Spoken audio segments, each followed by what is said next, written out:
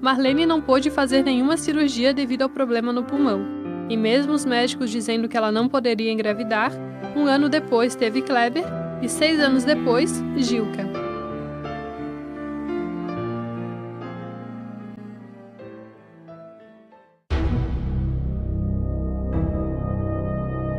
Outra história que envolve perda familiar é a de Silvia Cardoso Bittencourt, que perdeu 6 pessoas da família em um acidente de barco.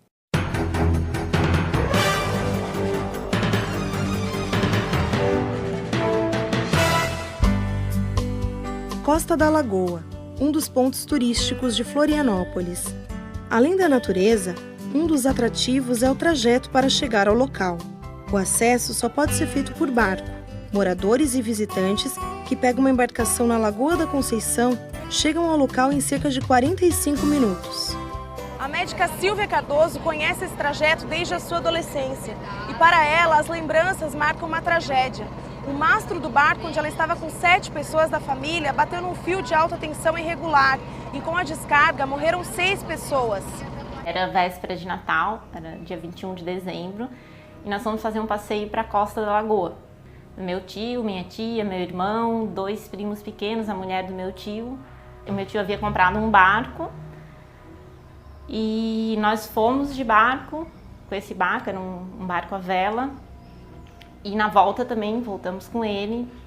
Aí, de repente, assim, aquela coisa, né? Do nada, que tu não sabe o que aconteceu. E quando eu me dei conta, assim, a parte que eu mais me lembro, né? Foi, assim, o grito de dor do meu tio, né? Assim, ele gritando alto. Ele foi uma das primeiras pessoas atingidas pela eletricidade, porque o mastro, ele estava manejando e o mastro era de metal.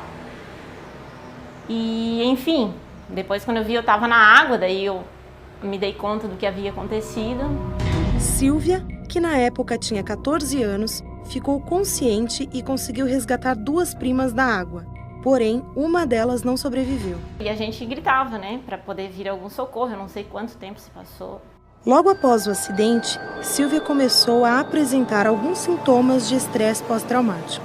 Mas para dormir, assim, foi complicado os primeiros dias. Eu me recordo que, assim, sei lá, assim, mesmo fisicamente, tinha um estresse físico, além do emocional, né, de passar na situação. Depois, no dia seguinte, a gente já voltou para Joinville e aí eu não conseguia. Daí eu lembro que eu dormi umas 2, 3 noites com a minha mãe, assim. E depois a vida voltou ao normal.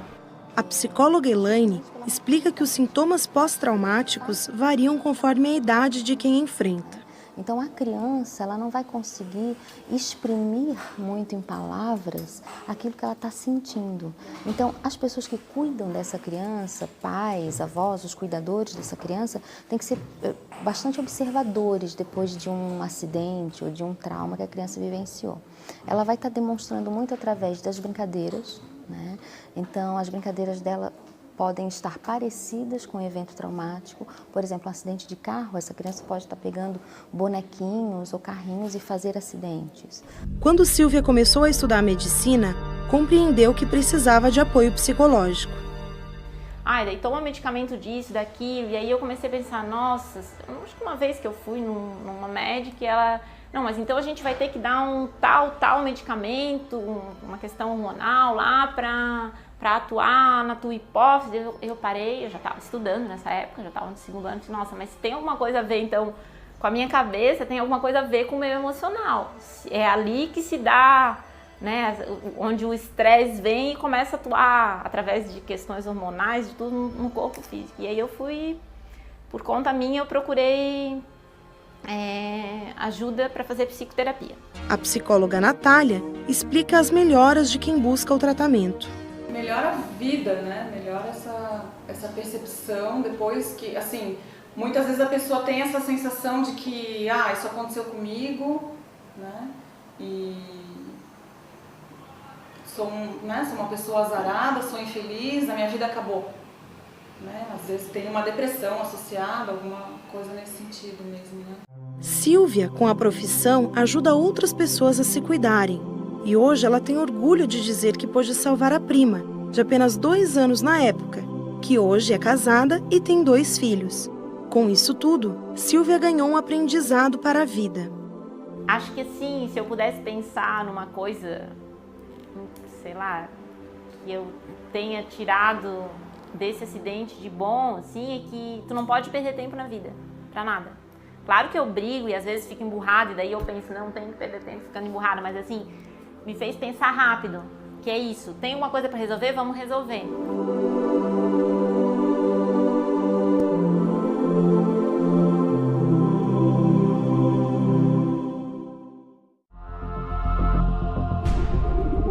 Quem também tirou do trauma forças para ajudar outras pessoas foi Tatiana Reichert, que vivenciou a enchente de Ilhota, em Santa Catarina, em 2008.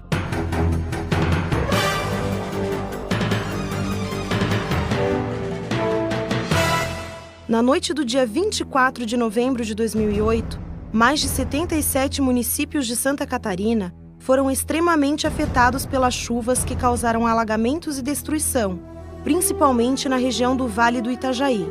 A família Reichert, que mora no Braço do Baú, em Ilhota, teve a casa atingida por um deslizamento de terra.